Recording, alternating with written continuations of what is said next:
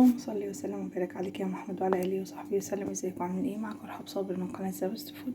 تعالوا كده بطريقه بسيطه جدا بدل ما تخلصي الانبوبه على الاكله. طب تعالي نعمل حاجه حلوه كده وسريعه، وبدل ما نخلص الانبوبه على الرز بلبن هنعمله على طول في وقت قليل. وتعالوا كده نوفر في الغاز.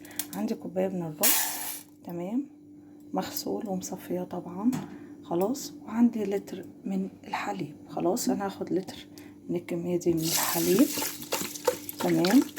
وبعد كده هرفع الكلام ده كله على النار يا دوبك يغلي وهطفيه تاني.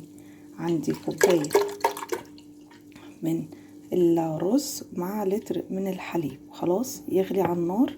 وبعد كده بعد ما يغلي تمام كده، بعد ما يغلي بقى هقوم انا هقوم طافيه النار عليه ونغطيه. خلاص نغطيه بقى حوالي لمدة ساعة كده لحد ما تحس ان هو استوى شوية. وبعد كده نشوفه لما يغلي هيبقى عامل ازاي. اول مجرد ان هو غلي هطفي بقى النار عليه واقوم مغطاه كمراه كده من نص ساعة لساعة على حسب الرز ما يستوي. كده نفتح الرز بتاعنا. انا قعدته نص ساعة بس. بصوا ما شاء الله اللهم بارك يا رب. بصوا كده الحباية عاملة ازاي، بصوا البخار، بصوا الحباية شايفين مهرية ازاي. استنوا كده اقرب لكم. بصوا كده الحباية عاملة ازاي زي الفل معايا. هبدأ بقى دلوقتي ان انا احط السكر بتاعي، والسكر ده على حسب الرغبة.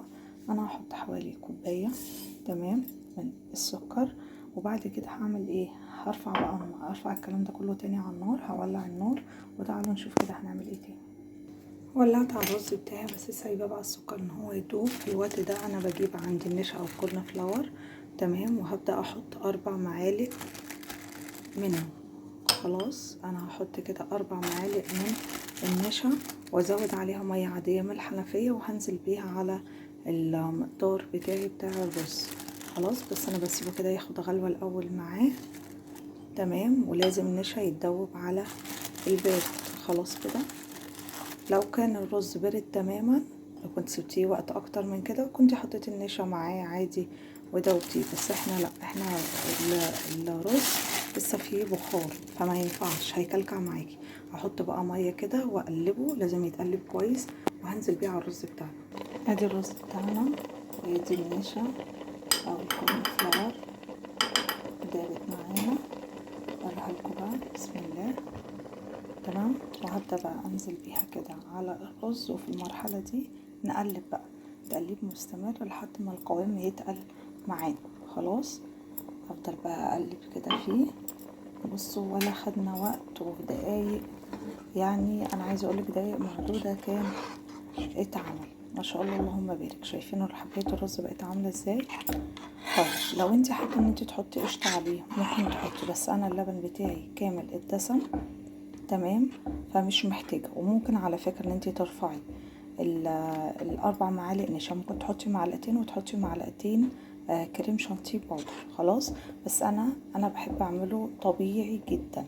هو عباره عن رز ولبن، وحطيت عشان نسيت اقول لكم حطيت رشه من الفانيليا. رز ولبن. بصوا الكوبايه هي كوبايه مناسبه جدا، ما تكتريش عن كوبايه رز. يبقى الرز مع اللبن. خلاص وهبدا بقى ان انا اسيبه كده بس ان هو يبدا يتقل، وبعد كده هنقدمه بألف هنا وشفا. تمام كده اسيبه يتقل ونقدم. بصوا بقى القوام بتاعه اللهم بارك يا رب اللهم بارك. مش هو ده اللي بنقعد بالساعات نعمله. بصوا يا جماعه خطير خطير ما شاء الله ما شاء الله ما شاء الله اللهم بارك يا رب. لو حابه بقى تعملي وش اللي هو الكرمشه بتاع المحلات ده، بعد ما تحطيه في البولات بتاعتك تسيبيه يدفى كده وتروحي مغطياه تمام ستريتش راب باي حاجه، وتقومي مدخلاه في التلاجة. بيقعد شويه كام ساعه كده في التلاجة يعمل لك الوش الجميل. لو حابه جوسي كده زي ما انت ما شايفاه براحتك خالص. انا هغرفه واقدمه لكم. بصوا بقى للجمال، الحله ولا شاطت ولا لزق ولا اي حاجه، هو ده بقى اللي احنا بنقول عليه. بصوا بقى القمر. ايه رايكم بقى في الجمال ده؟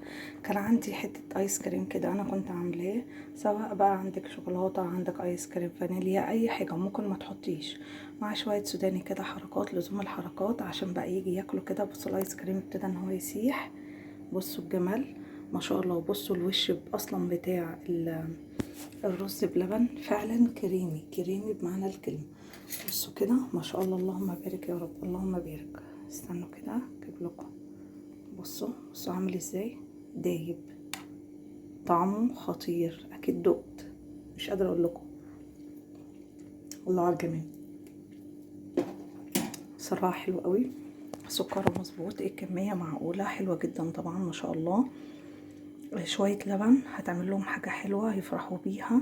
التزيين ده براحتك خالص. اتمنى ان انت تجربي الطريقه وبلاش تخلصي الانبوبه عليها، يعني من غير ما احلف لكم بجد بجد ما خدتش وقت خالص. واتمنى انتوا تجربوا نفس التكنيك كده. ولو عجبكم الفيديو ما تنسوش تشتركوا في القناه وتفعلوا زر الجرس. كانت معاكم رحاب صابر من قناه سيفست فود، وشكرا والسلام عليكم ورحمه الله وبركاته.